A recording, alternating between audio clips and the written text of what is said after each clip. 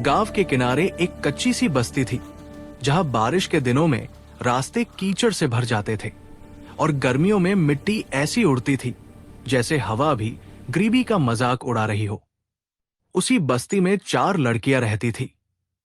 उनके घर अलग अलग थे, दुख अलग अलग थे, मगर तकदीर जैसे एक ही धागे में उन सब की सांसें बांध चुकी थी। उन चारों के नाम थे सायरा, नजमा, महक और रुबीना। वो सहेलियां थी, मगर सिर्फ सहेलियां नहीं थी। वो एक दूसरे के दिल का हाल पढ़ी हुई किताब की तरह जानती थी। उनकी हंसी भी सच्ची थी और उनके आंसू भी। सायरा उन सब में सबसे समझदार थी। रंग सावला, आंखें बड़ी बड़ी और चेहरे पर अजीब सी संजीदगी। लगता था जैसे वो अपनी उम्र से 10 साल बड़ी हो। उसके बाप को एक जमाने में लोग मेहनती आदमी कहते थे, मगर बीमारी ने उसे खा लिया था। अब वो चारपाई पर ज्यादा रहते थे और घर की सारी जिम्मेदारी सायरा के कमजोर कंधों पर थी। सायरा सुबह अंधेरे में उठती, घड़े में पानी भरती, मां के साथ चूल्हा जलाती, छोटे बहन भाइयों को संभालती, फिर 2 घरों में काम करने चली जाती। वापसी पर जब थकी हुई आती तो भी उसके हाथ रुकते नहीं थे। कभी आटा गूंथती, कभी दाल चढ़ाती, कभी अपने बाप के पांव दबाती। मगर सायरा के दिल में एक राज था। उसे खाना पकाने से इश्क था। ऐसा इश्क कि जब वो हांडी में हल्दी डालती तो रंग को गौर से देखती, जब दही फेंटती तो जैसे किसी ख्वाब को नरम कर रही हो, और जब कड़ी के उबाल उठते तो उसे लगता जिंदगी शायद इतनी भी बेरहम नहीं। गांव की औरतें कहती थी, सायरा के हाथ में जायका नहीं, दुआ है। मगर दुआ पेट नहीं भरती थी। नजमा बहुत खूबसूरत थी, मगर इस खूबसूरती पर कभी उसे फख्र नहीं हुआ। उसके बाप पर कर्ज था, इतना कर्ज कि घर का पुराना संदूक भी बोझ लगता था। उसकी मां दिन रात सिलाई करती थी, आंखों पर मोटा चश्मा चढ़ा रहता और सुई में धागा डालते हुए कई बार धागा गिर जाता। नजमा को ये मंजर तोड़ देता। कर्ज देने वाला शख्स हर महीने दरवाजे पर आता, कभी नरम लहजे में, कभी तल्ख अंदाज में। बहन जी, महीना खत्म हो गया है, कर्ज का कुछ इंतजाम हुआ या नहीं? जब उसके कदमों की चाप आती तो नजमा का दिल धड़कने लगता। उसे लगता ये आदमी सिर्फ कर्ज नहीं मांगता, घर की इज्जत भी नापता है। नजमा पढ़ना चाहती थी, बहुत पढ़ना चाहती थी, मगर उसने किताबों से ज्यादा जिंदगी के चेहरे पढ़े थे। वो बोलती कम थी मगर दिमाग तेज था। हिसाब किताब एक नजर में समझ लेती थी। कौन सा सौदा महंगा पड़ा, किस चीज में नफा है, किस काम में नुकसान, उसे सब समझ आता था। कई रातें वो जाग जाग कर सोचती, काश कोई ऐसा काम हो जिसमें इज्जत भी हो और पैसा भी। महक हंसती थी तो लगता जैसे उदास सहन में अचानक धूप उतर आई हो। वो बजाहिर सबसे हल्की फुल्की और शौक थी, मगर उसकी जिंदगी सबसे ज्यादा बिखरी हुई थी। उसके वालिद घर छोड़कर कहीं चले गए थे और फिर कभी वापस न आए। मां ने सालों इंतजार किया, फिर खामोशी ओढ़ ली। महक की मां दूसरों के घर कपड़े धोती थी। सर्दियों की सुबह ठंडे पानी में उसके हाथ नीले पड़ जाते। महक ये देखती तो अंदर ही अंदर जलती रहती। उसके छोटे 2 भाई थे, एक को दमा था। रात को जब वो खांसता तो घर की छत भी जैसे साथ कांपने लगती। दवा कभी आती, कभी नहीं आती। कई बार महक उसे सीने से लगाकर सुलाती और खुद खामोशी से रोती रहती। महक के पास हुनर एक था, लोगों के दिल जीतना। उसकी बात में मिठास थी। वो बूढ़ी औरत को भी हंसा सकती थी। अम्मा जी, आप फिक्र ना करें, जब तक मैं हूँ आप अकेली नहीं हैं। बहुत अच्छा, वे तो आज बहुत दिल खुश हो जाता है। अम्मा जी, आप नाराज फिक्र ना बच्चे को करें, भी मना जब सकती तक थी मैं हूँ आप अकेली नहीं और हैं। अजनबी बहुत को अच्छा, भी वे तो आज अपना बहुत बना दिल सकती खुश थी। हो जाता है। रुबीना चारों में सबसे छोटी थी, जिद्दी भी, मेहनती भी, तेज भी। उसकी मां नहीं थी, बचपन में ही फौत हो गई थी। तब से घर में सिर्फ वो, उसकी दादी और एक खामोश सा बाप था जो ईंटों के भट्टे पर काम करता था। वो रोज लौटता तो उसके कपड़े मिट्टी से भरे होते, मगर आंखें खाली होती थी। रुबीना को बाजार का शौक था। उसे दुकानदारी अच्छी लगती थी। वो जब किसी रेहड़ी वाले को आवाज लगाते देखती तो ध्यान से ताजा सुनती सब्जियां कि किस लफ्ज पर बिल्कुल लोग ताजा, रुकते हैं, सबसे सस्ती, किस यहाँ बात सब पर कुछ हंसते मिलेगा। हैं, किस चीज पर सौदा फौरन बिकता है। उसे देखकर लगता था जैसे छोटी सी लड़की नहीं, पूरी ताजर रूह हो। वो अक्सर सायरा से कहती, देखना सायरा, एक दिन हम भी कुछ बेचेंगे। ऐसा बेचेंगे कि लोग दूर दूर से आएंगे। सायरा मुस्कुरा देती, हाँ, पहले घर का चूल्हा तो ठीक से जलने दे। लेकिन रुबीना की आंखों में वही जिद रहती। उसे यकीन था कि गरीब का नसीब लकड़ी की तरह सख्त हो तो भी जलकर रोशनी दे सकता है। गर्मी की एक दोपहर थी। आसमान सफेद धूप से भरा हुआ था और गांव की गलियां सूनी पड़ी थी। सायरा के घर में उस दिन कुछ खास नहीं था। बस थोड़ा सा बेसन, कुछ दही, थोड़ा हल्दी मिर्च और चावल की एक मुट्ठी ज्यादा। मां ने कहा, आज कड़ी बना लेते हैं। सायरा ने चूल्हा जलाया। हल्की आंच पर दही और बेसन घोला। कड़ी चढ़ी तो उसकी खुशबू आहिस्ता आहिस्ता सहन से गली तक फैल गई।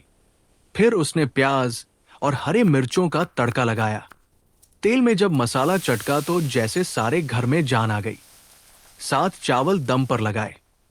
उसी वक्त नजमा आ गई, फिर महक भी, फिर रुबीना भी। चारों एक ही प्लेट के गर्द बैठ गई। मिट्टी के घर में छत के कोने से धूप की एक लकीर उतर रही थी और उस प्लेट से उठती कड़ी की भाप सबके चेहरों पर लग रही थी।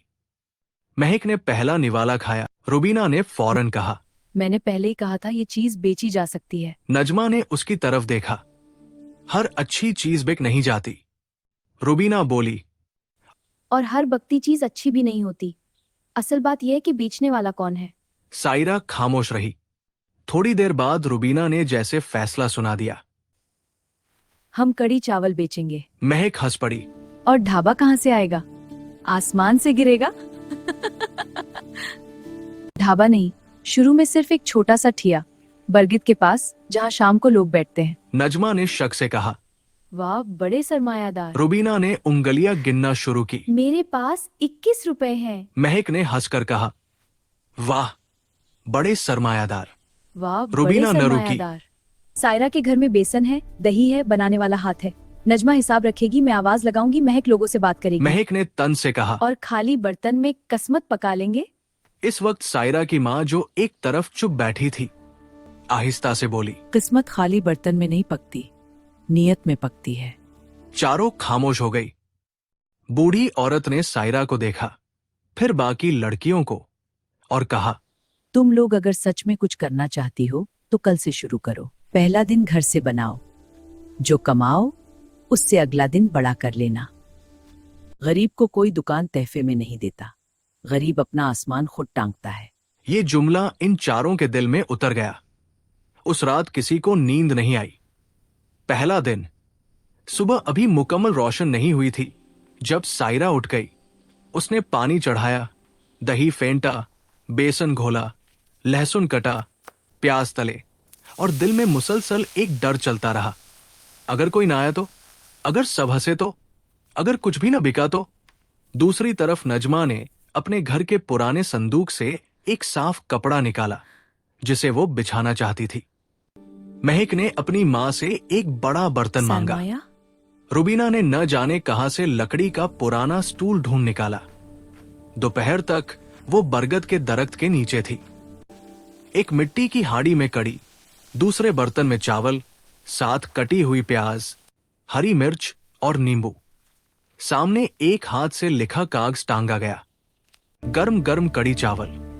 रुबीना ने आवाज लगाई, आओ जी आओ, घरेलू जाएगा गरम गरम कड़ी मार। गुजरने वाले दो लड़के हंस दिए। ओहो, अब ये भी दुकानदारी करेंगी? कुछ औरतें रुककर देखने लगी। कुछ ने बस मुस्कुराकर गुजर जाना बेहतर समझा। एक बूढ़ा किसान पास आया, हाड़ी में झांका, खुशबू सूंघी और बोला, कितने की प्लेट? चारों ने एक दूसरे को देखा। कीमत तय ही नहीं की थी। नजमा ने जल्दी से कहा, बस कम। बूढ़ा हंस पड़ा। कम का मतलब? रुबीना फौरन बोली, इतनी कि आप खा भी लें और दुआ भी दे। बूढ़े ने पहली प्लेट ली। वो दरख्त के नीचे बैठ गया। चारों लड़कियां चंद कदम दूर खड़ी उसके चेहरे को देखती रहीं। उसने पहला निवाला खाया, फिर दूसरा, फिर तीसरा, फिर प्लेट पूरी साफ कर दी। खड़े होकर बोला, एक और भर दो, घरवाली के लिए ले जाऊंगा। वो उनका पहला गाहक था और ये उनकी पहली फतह थी। पहले दिन ज्यादा कुछ नहीं बिका। चंद प्लेटें गई। कुछ लोगों ने चखा, कुछ ने तारीफ की, कुछ ने कहा देखे कल तक रहता है या नहीं, कुछ ने चुभते हुए लफ्ज भी कहे। शाम को जब उन्होंने पैसे गिने तो ये इतने बहुत नहीं कम थे है। कि खुशी में उछल पड़ती, मगर इतने जरूर थे कि अगले दिन फिर कोशिश हो सकती थी। महक ने पैसे हाथ में लेकर कहा, ये बहुत कम है। नजमा ने जवाब दिया, कम है मगर हमारे हैं। ये फर्क बड़ा था। दूसरे दिन वो फिर आई, तीसरे दिन भी। चौथे दिन बारिश आ गई, लोग कम आए। पांचवें दिन कड़ी ज्यादा पतली बन गई। छठे दिन चावल कम पड़ गए। सातवें दिन एक औरत ने सबके सामने कह दिया, लड़कियों का काम ये सब नहीं होता, कल को नाम खराब हो जाएगा। सायरा का दिल टूट गया। वो शाम को घर जाकर बहुत रोई। उसे लगा शायद वाकई वो गलत कर रही है। मगर उस रात नजमा उसके घर आई। साथ महक और रुबीना भी थी। आसमान पर आधा चांद था। चारों सहन में बैठी रहीं। नजमा ने कहा, अगर लोग हमारे लिए तालियां बजाते तो समझना चाहिए था कि हम कोई बड़ा काम नहीं कर रही। महक ने आहिस्ता से कहा, चुपती बातें वही सुनता है जो खड़ा होना शुरू करे। रुबीना ने सायरा का हाथ पकड़ा। कल से और अच्छा करेंगे। हारने का वक्त अभी नहीं आया। सायरा ने आंसू पोंछे और हां में सर हिला दिया। मजे की असल वजह जल्द ही उन्हें समझ आ गया कि उनकी कड़ी का जायका अलग क्यों है। सायरा दही में हल्का नमक सा आधा पिसा हुआ चुटकी और लहसुन आखिर और में भुनी अलग हुई मेथी तड़का। का बहुत बारीक इस्तेमाल करती थी। वो पकोड़े नरम रखती थी, मगर हल्के खस्ता किनारों के साथ। चावल बिल्कुल अलग अलग दाने वाले होते थे और सबसे खास चीज ये थी कि वो हर प्लेट पर आखिर में हल्का सा तड़का अलग से डालती थी। जब लोग पूछते राज क्या है, वो मुस्कुरा देती, राज भूख का है। जब पकाने वाला भूख जानता हो तो जायका बदल जाता है। ये बात दिल को लगती थी। आहिस्ता आहिस्ता उनका नाम गलियों में चलने लगा। वो लड़कियां, हां, बरगद वाली। उनकी कड़ी अच्छी होती है, सस्ती भी है और साफ भी। एक रात उन्होंने तय किया कि अगर उन्हें वाकई आगे बढ़ना है तो एक दूसरे के दिल का सारा बोझ खोलना होगा। वो पुराने कुएं के पास बैठी थी। हवा ठंडी थी और दूर कहीं कुत्ते भौंक रहे थे। सबसे पहले सायरा बोली, मैं ये सब सिर्फ अपने घर के लिए नहीं कर रही। मैं चाहती हूं मेरे भाई पढ़े, मेरे बाप को दवा वक्त पर मिले, मेरी मां एक दिन बिना फिक्र के सोए। मुझे डर लगता है, बहुत डर लगता है कि कहीं मैं भी सारी जिंदगी बस दूसरों के घरों में बर्तन ही न मांजती रह जाऊं। फिर नजमा की बारी आई। वो कुछ देर चुप रही, फिर बोली, मुझे कर्ज से नफरत है। दरवाजे पर दस्तक की आवाज से नफरत है। मुझे किसी का लहजा याद नहीं रहता, मगर कर्ज मांगने वाले की नजर कभी नहीं भूलती। मैं चाहती हूं मेरी मां की सिलाई मशीन एक दिन बंद हो और वो आराम से चाय पिए। महक ने हंसने की कोशिश की, मगर आवाज भारी हो गई। मैं अपने भाई के लिए दवा खरीदना चाहती हूं, बस इतना। जब वो रात को खांसता है ना, तो मुझे लगता है मैं बहुत छोटी हूं, बहुत बेबस। रुबीना सबसे आखिर में बोली, मैं गरीब पैदा हुई, ये मेरी मर्जी नहीं थी। मगर गरीब मरना, शायद ये मेरी मर्जी बन जाए अगर मैं कुछ न करूं। ये जुमला सुनकर सबकी आंखें भर आई। उस रात उन्होंने सिर्फ एक कारोबार नहीं बनाया, एक अहद बांधा। पहली बड़ी मुश्किल। जब काम थोड़ा चलने लगा तो मसला पैदा हुआ। गांव के चौक में पहले से दो मर्द रेहड़ी लगाते थे, एक समोसे वाला और एक चने वाला। शुरू में उन्होंने लड़कियों को मजाक समझा था, मगर जब लोगों की भीड़ बरगद की तरफ बढ़ने लगी तो उनके तेवर बदल गए। एक दिन समोसे वाले ने तन से कहा, अच्छा है, 2 दिन खेल लो, फिर घर बैठ जाना। रुबीना ने जवाब देना चाहा, मगर नजमा ने रोक लिया। ये काम कुछ दिन किसने बाद किया? किसी ने उनकी हाड़ी में कंकड़ियां फेंक दी। एक दिन लकड़ी का स्टूल गायब हो कुछ गया। नहीं बिगाड़ा, बस इतना एक क्या है कि हम शाम नजर जब वो आने लगे। पहुंची तो उनका यही काफी कागजी है लोगों बोर्ड को फटा जलाने हुआ के था। लिए। महक ये काम गुस्से से किसने कांपने किया? लगी। ये काम किसने किया? नजमा ने दांत भींचे। जिसको डर हो वही गंदी हरकत करता है। सायरा की आंखों में आंसू आ गए। हमने किसी का क्या बिगाड़ा है? रुबीना ने फटा हुआ बोर्ड उठाया, सीधा किया और बोला, कुछ नहीं बिगाड़ा, बस इतना क्या है कि हम नजर आने लगी हैं। यही काफी है लोगों को जलाने के लिए। अगले दिन उन्होंने नया बोर्ड बनाया। उस पर पहले से बेहतर लिखा, 4 बहनों के हाथ की कड़ी चावल। ये लफ्ज लोगों के दिल में उतर गए, आवाज जो पहचान बन गई। महक ने एक नया तरीका निकाला। जब भी शाम ढलती और लोग काम से लौटते, वो आराम हल्की से सी आओ, तान में गरम आवाज करी तैयार लगाती, है। आओ जी आओ, थके हुए दिल वालों। आओ जी आओ, थके हुए दिल वालों, गरम गरम कड़ी चावल खा जाओ। घर जैसा जायका, माँ जैसी खुशबू। लोग रुक जाते। इस आवाज में भूख से ज्यादा मोहब्बत थी। फिर रुबीना ने प्लेट देने का अंदाज बदल दिया। वो हर प्लेट के साथ कहती, पहला नवाला बताएगा दोबारा आना है या नहीं।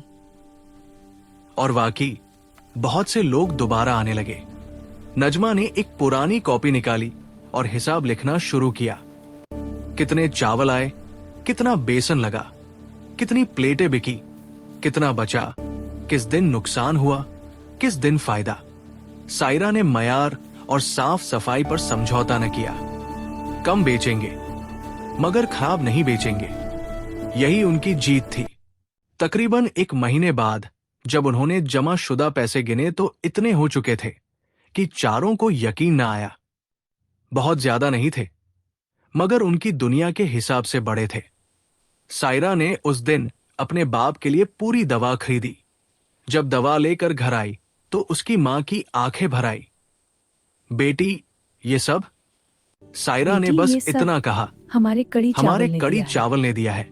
नजमा अपनी मां के लिए नई ऐनक तो न खरीद सकी, मगर उसने सिलाई के लिए अच्छी सुइया, धागा और एक छोटी डिबिया खरीदी। उसकी मां ने डिबिया हाथ में लेकर ऐसे देखी जैसे सोना हो। महक अपने भाई के लिए दवा और एक छोटा सा इनहेलर लाई। उस रात पहली बार उसके भाई ने खांसी के बगैर कुछ देर सोया। महक खामोशी से उसे देखती रही और उसके चेहरे पर ऐसी राहत आई जैसे जंग जीत ली हो। रुबीना ने क्या खरीदा? एक बड़ा चम्मच, एक स्टील का जग और 2 इजाफी प्लेटें। महक ने छेड़ा, अपने लिए कुछ नहीं लिया? अपने लिए नहीं, अपने आने वाले कल के लिए लिया है। अब लोग उन्हें सिर्फ देखते नहीं थे, पहचानने लगे थे। औरतें उनकी तारीफ करने लगी। कुछ लड़कियां छुपकर उन्हें देखती और आपस में कहती, काश हम भी कुछ ऐसा कर सकें। बूढ़े लोग कहते, जमाना बदल रहा है। कुछ लोग अब भी बुरा मानते थे। कुछ कहते, लड़कियों को बाजार में नहीं होना चाहिए। मगर जवाब बाजार नहीं, उनकी मेहनत दे रही थी। एक दिन एक बूढ़ी अम्मा आई। उनके हाथ कांप रहे थे। उन्होंने आहिस्ता से कहा, बेटी, आधी प्लेट दे दो, पैसे कम है। अम्मा आपके लिए पूरी। अम्मा ने खाते खाते रोना शुरू कर दिया। मेरी बेटी भी ऐसी ही कड़ी बनाती थी। वो प्लेट उस दिन की सबसे कीमती कमाई थी। एक और मोड़। सर्दी शुरू हो रही थी। शामें छोटी हो गई थी। हाड़ी की भाप और ज्यादा दिलकश लगने लगी थी। लोग बैठकर खाने लगे थे। अब मसला यह था कि उनके पास बैठने की जगह न थी। 2 पुरानी चारपाइयां उधार मिली, फिर एक टूटा हुआ बेंच। रुबीना ने कहा, हमें अब ठिया नहीं, ढाबा बनाना है। नजमा ने कॉपी देखते हुए कहा, इतने पैसे नहीं हैं। होंगे। कैसे? बचत से और हिम्मत से। महक ने कहा, और दुआ से। चंद दिन बाद उन्होंने बरगद से थोड़ा हटकर एक खाली कच्ची जगह साफ की, झाड़ू लगाई, ईंटें सीधी की, ऊपर पुराना तिरपाल बांधा, एक तरफ मिट्टी का चूल्हा बनाया, सामने लकड़ी का काउंटर जैसा बंदोबस्त किया। उस दिन शाम को जब पहली बार उन्होंने अपनी जगह को देखा तो चारों देर तक खामोश रही। वो ढाबा नहीं था, मगर ख्वाब की पहली शक्ल जरूर था। सायरा ने बहुत आहिस्ता से कहा, ये वाकई हमारा है? नजमा ने जवाब दिया, हाँ, किराए का नहीं, एहसान का नहीं, हमारा। महक ने हंसते हुए कहा, तो फिर उसका नाम होना चाहिए। रुबीना फौरन बोली, नाम तो पहले से है। क्या? उसने मिट्टी की दीवार पर कोयले से लिखा, 4 सहेलियों की कड़ी चावल, और ये नाम फैल गया। इम्तिहान अभी बाकी था। जिंदगी जब थोड़ी सीधी होने लगती है तो अचानक एक नया मोड़ खोल देती है। एक सुबह सायरा का बाप बहुत बिगड़ गया। सांस तेज, पेशानी गर्म, जिस्म टूटा हुआ। घर में अफरातफरी मच गई। सायरा डर गई। मां के हाथ कांपने लगे। दवा कम थी, पैसे भी महदूद थे। उस दिन सायरा ढाबे पर ना आ सकी। नजमा ने खुद कड़ी बनाना चाही मगर जायका वो ना ला सकी। महक ने लोगों को संभाला, रुबीना ने बर्तन, मगर सबके दिल में एक खला था, जैसे ढाबे की रूह कहीं और हो। शाम को कमाई भी कम हुई। रात में तीनों सायरा के घर पहुंची। सायरा दरवाजे पर बैठी थी, आंखें सुर्ख। अबा की तबीयत अभी संभली नहीं। वो बस इतना कह सकी। रुबीना ने अपनी जमा शुदा रकम का कपड़ा उसके हाथ पर रख दिया। ले, सायरा ने फौरन हाथ खींचा। नहीं, ये ढाबे के पैसे हैं। नजमा ने सख्त लहजे में कहा, ढाबा हमसे है, हम ढाबे से नहीं। महक उसके पास बैठ गई। हम 4 है ना, तो मुसीबत भी 4 हिस्सों में बटेगी। सायरा फूट फूट कर रो दी। उस रात चारों ने जो किया वो कारोबार से बड़ा था। उन्होंने अपने रिश्ते को खून से भी करीब बना दिया। जायका और जज्बा। अगले दिन नजमा ने सायरा की मां से कड़ी की तरकीब दोबारा समझी। महक ने पकौड़ों की जिम्मेदारी ली। रुबीना ने चावल संभाले। जब कड़ी तैयार हुई तो जायका पहले जैसा न था, मगर इसमें मेहनत थी, और मेहनत का जायका भी कम नहीं होता। दोपहर में सायरा थकी हुई ढाबे पर आई। मैं थोड़ा सा बैठ जाऊं? तुम बैठने नहीं, चखने आई हो। रुबीना ने हाड़ी उसके सामने कर दी। तुम बैठने नहीं, चखने आई हो। और पहली बार कई दिन बाद होठों पर हल्की सी मुस्कुराहट आई। नमक आधा चुटकी और आखिर में अलग तड़का। बस फिर क्या था? हाड़ी ने दोबारा जान पकड़ ली। औरतें जो खामोशी से साथ देने लगी। गांव की कुछ औरतें पहले दूर दूर रहती थी, अब आहिस्ता आहिस्ता करीब आने लगी। कोई दही भेज देती, कोई लकड़ी, कोई पुराना बर्तन, कोई कहती आज मैं प्याज काट दूं। एक अधेड़ उम्र औरत ने एक दिन कहा, तुम चारों को देखकर लगता है कि किस्मत को भी शर्म आनी चाहिए। सायरा ने कहा, क्यों? वो बोली, इतनी मेहनत के बाद भी तुम्हें अभी बहुत दूर जाना है। नजमा ने मुस्कुराकर जवाब दिया, दूर ही तो जाना है। पहली बार भीड़ लगी। सर्दी की एक शाम थी। हवा में नमी थी। लोग जल्दी जल्दी घरों को लौट रहे थे। अचानक करीब के खेतों में काम करने वाले मजदूरों का एक बड़ा गिरोह वहां आ गया। शायद किसी ने तारीफ की थी, शायद खुशबू ने बुला लिया था। उन्होंने एक साथ 15-20 प्लेटें मांग ली। चारों घबरा गई। सायरा कड़ी भर रही थी। नजमा पैसे संभाल रही थी। महक आवाज दे रही थी। रुबीना चावल डाल रही थी। भाप, आवाजें, 15-20 प्लेटें लगा जल्दी, दो। गर्मी, मसाले की खुशबू, सब कुछ एक साथ हो रहा था। एक लम्हे को लगा अब गड़बड़ हो जाएगी, मगर नहीं हुई। उस रात पहली बार उनके हाथ सच में थक गए, मगर दिल भर गया। हम करेंगे, मगर आहिस्ता आहिस्ता। पहले कड़ी चावल को ऐसा बनाओ कि लोग नाम सुनकर आए। और यहीं से उनके सफर का दूसरा मरहला शुरू हुआ। जब सब लोग चले गए और रात गहरी हो गई तो चारों ने खाली हाड़ी देखी। महक ने कहा, ये खाली हाड़ी दुनिया की सबसे खूबसूरत चीज है। रुबीना ने हंसकर कहा, क्योंकि ये भरकर बिकी है। नजमा ने पैसे गिने, फिर खामोशी से आसमान की तरफ देखा। सायरा ने चूल्हे की राख में चम्मच घुमाते हुए बस इतना कहा, हम कर सकती है। ये यकीन उनकी सबसे बड़ी कमाई था। वक्त के साथ उनके ढाबे की कुछ खास पहचानें बन गई। चलो सब प्लेट के साथ बारीक कटी प्याज और नींबू लाजिमी। शुक्र है, सब कुछ अच्छा आखिरी चल रहा है। तड़का प्लेट पर ताजा, साफ बर्तन, नरम लहजा। भूखे को कभी खाली न लौटाना। एक दिन एक छोटा बच्चा आया, बोला, मेरे पास पूरे पैसे नहीं हैं। सिर्फ आधे हैं। जितने हैं दे दो। आधी भूख के लिए पूरी प्लेट। और फिर उनके बारे में सिर्फ जायके की नहीं, दिल की बात होने लगी। वक्त गुजरता गया। बरगद के नीचे शुरू होने वाला वो छोटा सा ठीहा आहिस्ता आहिस्ता एक सादा मगर मशहूर ढाबे में बदल गया। लोग अब दूर दूर से आने लगे। किसान, मजदूर, मुसाफिर, रिक्शा वाले, हत्ता कि करीबी शहर से भी लोग रुककर खाने लगे। ढाबे की दीवार पर अब भी ये हम कोयले चार से लिखा सहेलियों था, की यादगार है। 4 सहेलियों की कड़ी चावल। हाँ, सब एक इंतजार कर दिन रहे हैं। एक मुसाफिर ने खाना खाते हुए कहा, ये हिम्मत का जायका है। चारों लड़कियां एक दूसरे को देखकर मुस्कुराईं, क्योंकि उन्हें मालूम था उन्होंने सिर्फ एक ढाबा नहीं बनाया था, उन्होंने अपनी तकदीर खुद पकाई थी।